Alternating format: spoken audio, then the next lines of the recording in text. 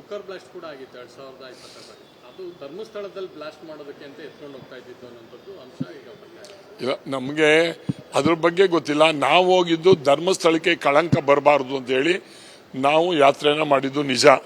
ಅದರಲ್ಲಿ ಸೌಜನ್ಯ ಕೇಸು ಇನ್ನೊಂದು ಏನಾದ್ರು ಮಾಡೋದು ಅವ್ರಿಗೆ ಬಿಟ್ಟಿರ್ತಕ್ಕಂಥದ್ದು. ಯಾರು ತಪಸ್ಸಿದ್ದಾರೆ ತಪಸ್ಸನ್ನ ಅವರು ಸೀರಿಯಸ್ ಆಗಿ ಕಂಡುಹಿಡಿದು ಮಾಡಬೇಕು. ಈಗ ನಮ್ಗೆ ಅವ್ರು ಮಾಡೋದಕ್ಕೆ ನಂಬಿಕೆ ಇಲ್ಲದೆ ಇರತಕ್ಕಂಥದಕ್ಕೆ ನಾವು ಎನ್ಐನೇ ಮಾಡಬೇಕು ಅಂತಕ್ಕಂಥದ್ದು ಒತ್ತಾಯ ಮಾಡ್ತಾ ಇದೀವಿ.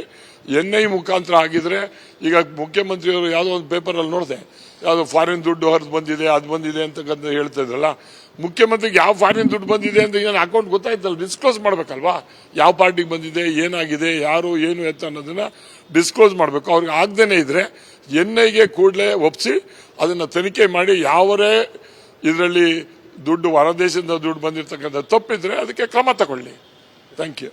ತಾವೆಲ್ಲ ಧರ್ಮಸ್ಥಳಕ್ಕೆ ಹೋಗಿದ್ದು, ಸೊ ಈ ಕುಕ್ಕರ್ ಬ್ಲಾಸ್ಟ್ ಕೂಡ ಆಗಿತ್ತು 2022 ಅದು ಧರ್ಮಸ್ಥಳದಲ್ಲಿ ಬ್ಲಾಸ್ಟ್ ಮಾಡೋದಕ್ಕೆ ಅಂತ ಎತ್ಕೊಂಡು ಹೋಗ್ತಾ ಇದ್ದಿದ್ದು ಅನ್ನೋಂಥದ್ದು ಅಂಶ ಈಗ ಇಲ್ಲ, ನಮಗೆ ಅದ್ರ ಬಗ್ಗೆ ಗೊತ್ತಿಲ್ಲ. ನಾವು ಹೋಗಿದ್ದು ಧರ್ಮಸ್ಥಳಕ್ಕೆ ಕಳಂಕ ಬರಬಾರ್ದು ಅಂತ ಹೇಳಿ ನಾವು ಯಾತ್ರೆನ ಮಾಡಿದ್ದು ನಿಜ. ಅದರಲ್ಲಿ ಸೌಜನ್ಯ ಕೇಸು ಇನ್ನೊಂದು ಏನಾದ್ರು ಮಾಡೋದು ಅವ್ರಿಗೆ ಬಿಟ್ಟಿರ್ತಕ್ಕಂಥದ್ದು. ಯಾರು ತಪಸ್ಸಿದ್ದಾರೆ ತಪಸ್ಸನ್ನ ಅವರು ಸೀರಿಯಸ್ ಆಗಿ ಕಂಡುಹಿಡಿದು ಮಾಡಬೇಕು. ಈಗ ನಮ್ಗೆ ಅವ್ರು ಮಾಡೋದಕ್ಕೆ ನಂಬಿಕೆ ಇಲ್ಲದೆ ಇರತಕ್ಕಂಥದಕ್ಕೆ ನಾವು ಎನ್ಐನೇ ಮಾಡಬೇಕು ಅಂತಕ್ಕಂಥದ್ದು ಒತ್ತಾಯ ಮಾಡ್ತಾ ಇದೀವಿ. ಎನ್ಐ ಮುಖಾಂತರ ಆಗಿದ್ರೆ ಈಗ ಮುಖ್ಯಮಂತ್ರಿಯವರು ಯಾವುದೋ ಒಂದು ಪೇಪರಲ್ಲಿ ನೋಡಿದೆ, ಯಾವುದೋ ಫಾರಿನ್ ದುಡ್ಡು ಹರಿದು ಬಂದಿದೆ ಅದು ಬಂದಿದೆ ಅಂತಕ್ಕಂಥ ಹೇಳ್ತಾ ಇದ್ರಲ್ಲ.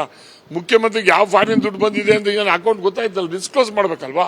ಯಾವ ಪಾರ್ಟಿಗೆ ಬಂದಿದೆ, ಏನಾಗಿದೆ, ಯಾರು ಏನು ಎತ್ತ ಅನ್ನೋದನ್ನ ಡಿಸ್ಕ್ಲೋಸ್ ಮಾಡಬೇಕು. ಅವ್ರಿಗೆ ಆಗದೇನೆ ಇದ್ರೆ ಎನ್ಐಗೆ ಕೂಡಲೇ ಒಪ್ಪಿಸಿ ಅದನ್ನ ತನಿಖೆ ಮಾಡಿ ಯಾವರೇ ಇದರಲ್ಲಿ ದುಡ್ಡು ಹೊರದೇಶದಿಂದ ದುಡ್ಡು ಬಂದಿರತಕ್ಕಂಥ ತಪ್ಪಿದ್ರೆ ಅದಕ್ಕೆ ಕ್ರಮ ತಗೊಳ್ಳಿ.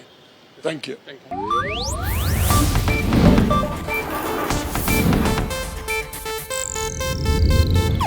ಇದು ಏಷ್ಯಾನೆಟ್ ನ್ಯೂಸ್ ನೆಟ್ವರ್ಕ್ ಪ್ರಸ್ತುತಿ.